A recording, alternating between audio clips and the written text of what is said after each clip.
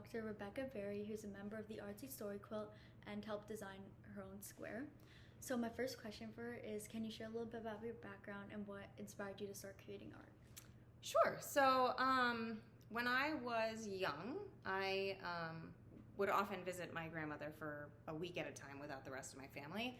And that time for us was always artistic or creative. Really, I'm more of a crafter than an artist, so to speak.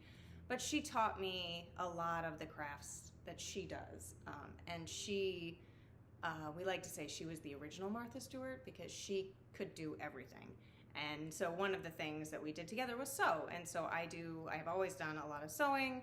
And since having children, much of that effort every year is towards Halloween. So people in the community know me as the one who does Halloween, who wins Halloween, so to speak, because we will have a family-themed costume, and I will make them from scratch, and so, whatever is needed for whatever the children have decided is the theme of the year. And so that's a big part of my background, and that's where, my skills came from in terms of sewing and artistry. Would you say it was easier to do the embroidery because you had the background? Absolutely. I did, again, my grandmother taught me how to cross stitch very young. So I did a lot of cross stitching as a young person. And moving from cross stitch to embroidery was pretty simple. And so there were a couple moments where I would look up a tutorial on how do I make this? And then just be like, yes, this is it. And I like that handiwork, that piecemeal stuff where you're, making a flower and then making a different flower and just designing the color combinations and seeing how things come together. So what were some of the biggest challenges you faced in the early stages of your journey, and how did you overcome them? I think it was time. We are busy, and when I saw that the early part, at the beginning, we were supposed to finish around Halloween, which is not a good time for me because I'm usually trying to finish Halloween costumes. So I was very worried about having enough time. And then there were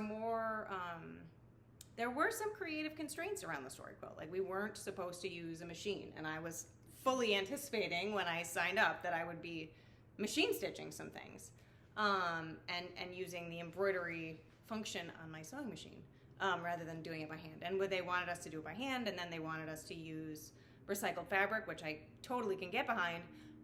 But that's not my normal, I'm used to going to the fabric store and finding the pieces. And so there was working within, again, as an artist, right? You like to do your own thing and you want to make it the way you want to make it. And then having these, okay, this is the way we're doing it.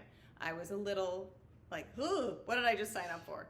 But it worked out very well, and I was very happy with the piece that Janie and I collectively created. So what inspired you to join the story? I like sewing. This was in my wheelhouse, and when I saw that we were making a quilt, I was like, oh, I can totally participate in this, anticipating that we were making a quilt. And that's not what we were doing, but of course, once you go in for something, I wasn't going to back out. Yeah. That's not my personality. I will see it to completion, and do it perfectly. So that was sort of. Yeah. So what other efforts have you done in the artsy community that is similar to the quilt or help build the community? Yeah, so a couple things. I am, for better or worse, responsible for closing the streets in our neighborhood for Halloween.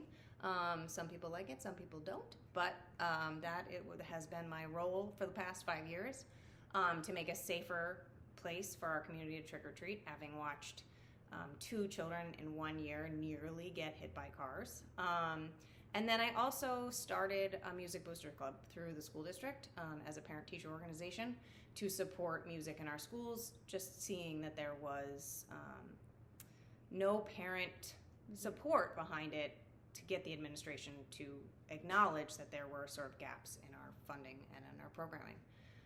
And so that's sort of how most people know me in the community, through either AMP, Arts and Music Partners, or Halloween. Yeah. Thank you so much for speaking. You're welcome.